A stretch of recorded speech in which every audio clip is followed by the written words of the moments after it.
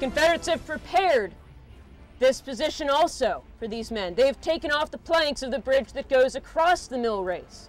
So as these men are moving forward from where we just left, they have a bit of a problem in front of them. And as they cross the mill race, they're going across on the stringers of the bridge. That means they've taken the planks off and they're trying to balance their way out across on the supports. As soon as they get across, this is where Humphreys decides to break off on a brief reconnaissance to see what's in front of him. The line was somewhat disordered and in part forced to form into a column, but still advanced rapidly. The stone wall, that stone wall that would be right in front of us, was a sheet of flame that enveloped the head and flanks of the column. So if you're crossing over a column of men lying down and imploring you to stop, because it's suicidal, it's death to go forward, and you look ahead and you see it's death to go forward, what are you planning to do? How long do you think that Humphreys and his men can hold on under the blistering fire from the heights? That's one of the questions we'll answer if you'll follow me to our next stop.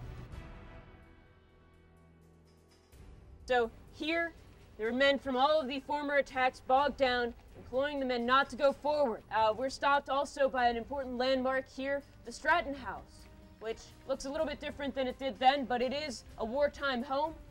This was here during the battle. It's one of the few landmarks that you'll see out on the open plain. If you'll follow me up, we're going to finally go where no soldier in Humphreys' attack made it. We're going to make it up to the Sunken Road ourselves.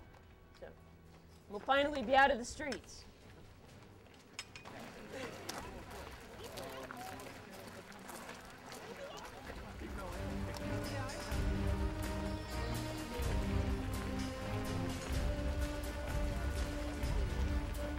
We just left off with Humphreys' attack as it was essentially breaking, falling back like every other attack that had come up before it had done. Joseph Hooker, who had had certainly a hand in ordering these men forward, said, "Finding I had lost as many men as my orders required me to lose, I suspended the attack." We thank you for continuing to honor their legacy, continuing to remember their sacrifice, continuing to visit the ground that they hallowed with their own blood.